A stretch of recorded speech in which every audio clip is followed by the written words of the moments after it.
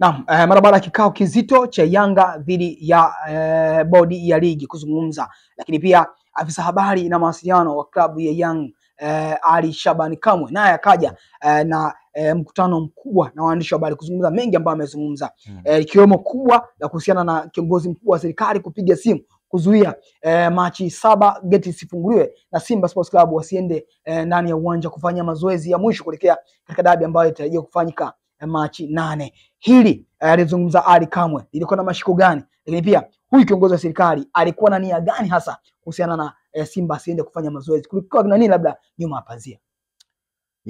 Kabla tuje kwenda kwa Ali Kamwe, yeye mamlaka aliyoyapata kuzungumza yale na waandishi, lakini turejee kwa huyu kiongozi ambaye yeye ndio alipiga simu geti lisifunguliwe. Ni mtu ambaye taarifa pia zinadai yeye pia ndio alipiga simu kutoa taarifa za kuahirishwa kwa dabi. Kwa hiyo hapa tunapata kuona kwamba kuna watu ambao wanauongoza huu mpira mbadala ya wale ambao tunawaona kwa macho ya nyama kwamba hao wapo kwa ajili ya kusimamia huu mpira. Nixon, kwenye ushahidi kuna ushahidi wa kimazingira.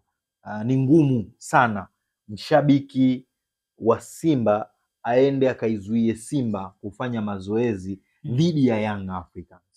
Sio, unanielewa? Nakuelewa vizuri. Yaani ni ngumu sana umkute mshabiki wa Simba, kwa maana mshabiki mwenye mapenzi na Simba afanye jitihada za kuizuia Simba kufanya mazoezi yake ya mwisho ili iende kukutana na Young Africa. Ni ngumu. Kwa hiyo moja kwa moja huyu kiongozi picha inatujia kwamba ni mshabiki wa timu gani. Na ndio maana yeye alitoa hiyo kauli ya watu kwenda kuzuiliwa.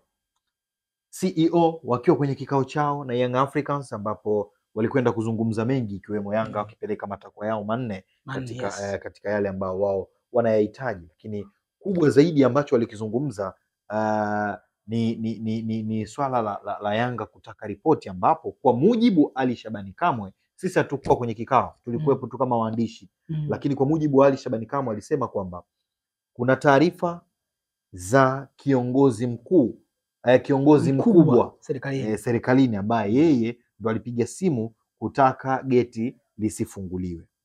Lakini CEO hakumtaja. Kwa Ali Shabani Kamwe anasema kwamba kule kwenye kikao kule alitaja, CEO alitaja ni nani? Alimtaja, lakini Ali Kamwe yeye amesema siwezi kutaja, japo kuwa kule CEO alitaja kwamba kiongozi ni fulani. Ndio. Kwa hiyo wao wanamjua, wanamfahamu. Yes. Sawa. Kwa hiyo wanachokitaka Yanga ni nini? Twende kwenye nafasi ya Ali Kamwe. Ali ni afisa habari ambao kitaalamu ni public relation officer. Kazi kubwa ya huyu mtu ni kuwa ni bridge baina ya taasisi na jamii. Sawa? Ile ni Young Africans, lakini na wapenzi, mashabiki na wanachama ambao wanahitaji kujua kitu kinachoendelea ndani ya Yanga. Watavipataje vitu ambavyo vinaendelea ndani ya Yanga? Basi kunakuwa na huyu mtu katikati ambao ni meneja wa habari na mawasiliano, ni msemaji, ni afisa habari, lakini ni public relation officer, ambaye yeye ndiye ambaye anaunganisha jamii kwa maana mashabiki na wanachama na uongozi. Huyu ana kazi kubwa sana ya kuhakikisha anawapa taarifa mashabiki na wanachama katika kile kinachoendelea ndani ya Yanga. Kazi yake kubwa ni kuhakikisha anakuwa transparent, yaani kuwajuza kila kinachoendelea ndani ya taasisi. Lakini hapa kwenye transparent, ukienda kusoma vizuri kwenye ethics, haupaswi kusema kila kitu kinachoendelea ndani ya taasisi, kwa sababu kuna vitu ambavyo wakivijua mashabiki na wanachama vitaleta mchafuko ambao vitaipa picha mbaya ya taasisi. Mpaka hapo si unanielewa? Nakuelewa vizuri sana. Na anayetufuatilia bila shaka anatuelewa. Taasisi ina vitu vingi ambavyo vinaendeshwa ndani ya taasisi. Sawa? Lakini hawa watu wanapaswa kujulishwa vile vinavyoendelea ndani ya taasisi. Lakini sio kila kinachoendelea kinapaswa kwenda public. Huyu ni afisa habari. Lakini pia afisa habari yeye anatakiwa kutengeneza mazingira mazuri baina ya taasisi yake dhidi ya taasisi zingine. Yes. Kwa sababu kuna mashirikiano ambayo yatahitaji taasisi yako ikutana na taasisi nyingine kwa ajili ya kuikuza taasisi yako, lakini pia kwa ajili ya kupata, kuna baadhi ya vitu ambavyo utavihitaji kuvipata kwenye taasisi nyingine ikiwa kama baadhi ya deals na vitu vingine ambavyo vitahitajika kwenda kwenye taasisi nyingine. Kuna swala la confidentiality. Sawa. Kama afisa habari, kuna baadhi ya vitu ambavyo ni very confidential, unapaswa wewe kama afisa habari uwe navyo kwa namna ya kuweza kuilinda taasisi yako na taasisi ambazo wewe mnahamiliana nazo, kama Yanga na bodi ya ligi, Yanga na vyombo vya habari. Nimejaribu kutaja vitu vichache hapa ili tuenze kutokana na muda. Yanga inahitaji vyombo vya habari ili waweze kutoa taarifa zao na kwenda public zaidi. Leo hii Yanga ipo Dar es Salaam, lakini na mashabiki wako na Chingwea ndani. Sawa. Lakini wale wa kule wanahitaji kupata kinachoendelea ndani ya Yanga. Tutaita vyombo vya habari ili tukiweza kutoa yale matamko yawafikie kule walipo. Kwa hiyo lazima tuwe na uhusiano mzuri, lakini pia kutengeneza uhusiano mzuri baina ya Yanga na bodi ya ligi pamoja na TFF na organization ambazo ziko ndani ya TFF. Hapa kwenye hiki ambacho kimeendelea, nimeona afisa habari wa Yanga hajakwenda straight kwenye hiki kwa sababu ameshindwa kutengeneza confidentiality baina ya taasisi ambazo wao kama Yanga wanahamiliana nazo. Pengine ni kuto kufahamu ethics za kazi yake, lakini pia huenda ikawa ni sababu za Yanga kwenye hili sakata ambalo linaendelea. Huyu ambaye ametajwa kama kiongozi mkubwa kutoka serikalini au kiongozi wa serikali, atakapotajwa public, moja kwa moja kuna vitu vitaendelea hapa kupitia yeye. Huenda akawa na nyadhifa ambayo wengi tunamheshimu na tunamtazama kama kiongozi bora, lakini kupitia hiki ikatengeneza mazingira ya yeye kutoaminika tena, wakati bado nchi inahitaji huduma yake. Pengine kupitia hiki watu wangeweza kukaa na huyu kiongozi na akaelekezwa mpira unahitaji nini, kwa sababu kwenye soka kuna vitu vyake na watu wake. Mpaka hapo Nixon tunaelewana? Kuelewa. Sawa. Kwa nini Ali Kamwe amefanya hiki? Young Africans wapo kwenye hili sakata, na naweza nikatumia lugha ambayo si rafiki, wengi wakaichukulia vibaya, lakini ni lugha sahihi ambayo naweza nikaitumia. Yanga kwenye hiki wanatapatapa kwenye hili sakata. Umenielewa? Wameshakuja na kauli ya hatuchezi. I think inatosha. Nishe kuzungumza sana hapa. Yanga alienda CAS.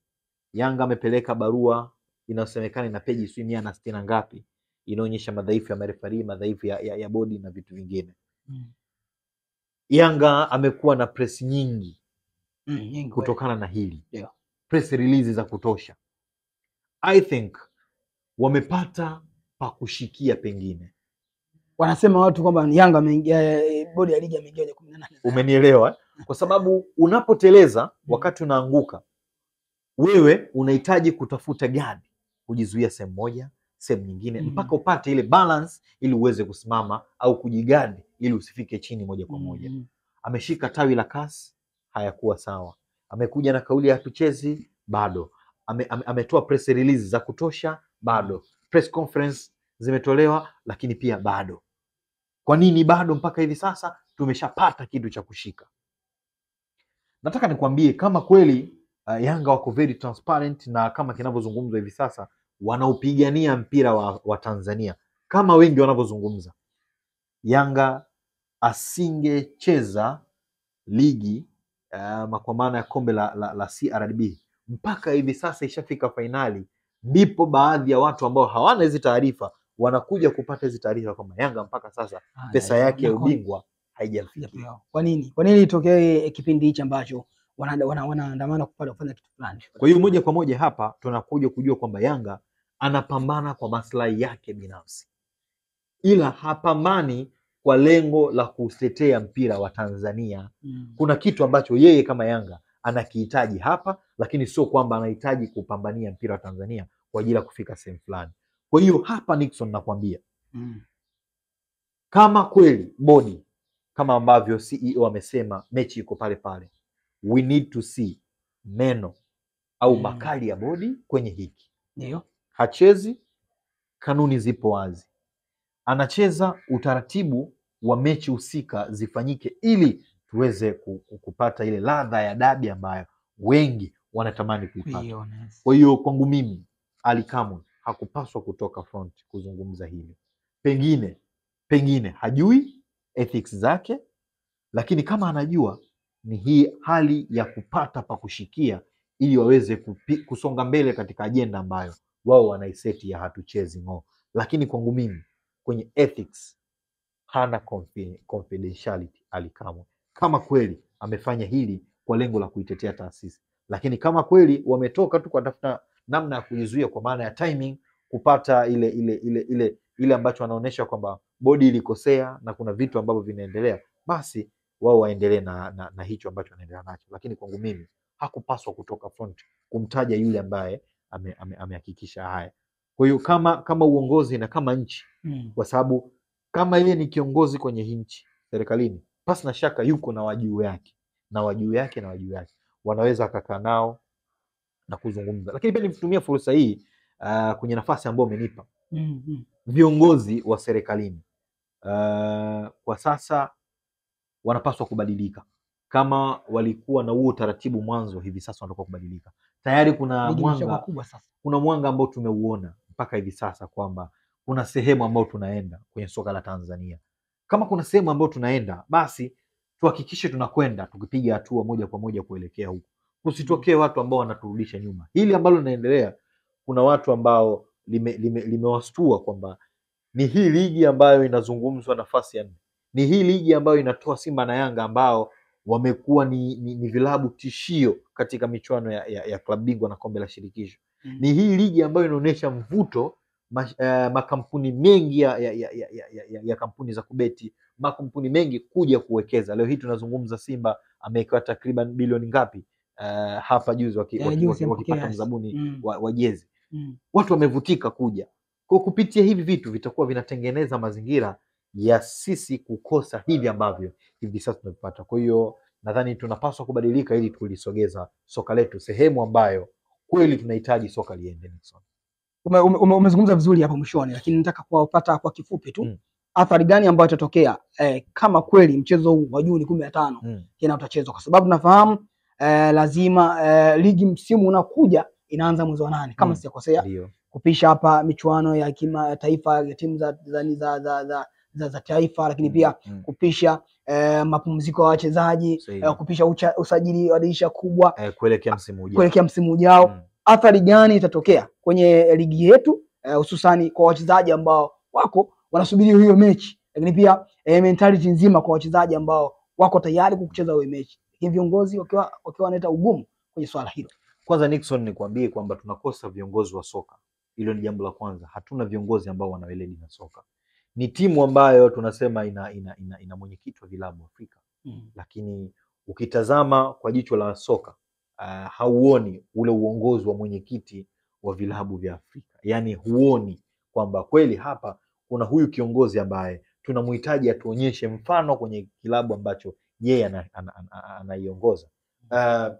Kwa nini ambacho kinakwenda kutokea? Tumeona Yanga akitoa matamko mengi, lakini kwangu mimi ni wastue wale ambao wako nyuma, wako mkiani mwa ligi. Kama hakutafanyika kile ambacho kinapaswa kufanyika kwa mujibu wa kanuni, mimi kama Ken Gold unanishushaje daraja? Konao vimbe wakatae. Kwa nini unashuka daraja ikiwa kuna mtu ambaye amepokonya pointi na amegoma, kuna mtu ambaye hajacheza mchezo wake na bingwa anatoka? Yani mimi nashukaje daraja? Tunatengeneza crisis kubwa, kwa sababu kama atagoma kushuka hawa ambao wanapaswa kushuka, kwangu mimi nawastua. Kama mimi ni kiongozi wa timu za huko chini, sikubaliana na ile swala, lakini pia tunatengeneza mazingira magumu kwa wale ambao wametumia nguvu ya ukubwa kupanda daraja. Mtibwa anapanda vipi ikiwa hakuna ambaye anashuka? Yes. Kwa hiyo kuna mazingira hapa, lakini moja kwa moja pia tutaliona soka letu kwenda pabaya, kwa sababu kuna baadhi ya wazee niliwasikia kwamba watakwenda kushtaki kila tawi waende kushtaki. Kwa hiyo kama mpira utakuwa unapelekwa huko moja kwa moja, lakini wamesema pale Yanga Ally Kamwe jana amezungumza kwamba kama hao walioomba wajiuzuru akiwemo CEO wa ligi, akiwemo katibu wa TFF bwana Kidau, wakijiuzuru watakuwa tayari kucheza dabi, lakini ipangwe tarehe nyingine, sio hii ya Juni. Lakini pia kwenye hili Nixon, tunataka pia tutengeneze mazingira ya kuwaonyesha watu hawa wanapaswa kujiuzulu kwenye mazingira gani. Yani ni watu tu wakitoka kwamba leo hii sisi City FC ama City Academy tukitoka tukisema bodi jiuzulu, basi wanapaswa kujiuzulu. Kuna mazingira hawa wanaotakiwa kujiuzulu wanapaswa kujiuzulu. Wanajiuzulu vipi?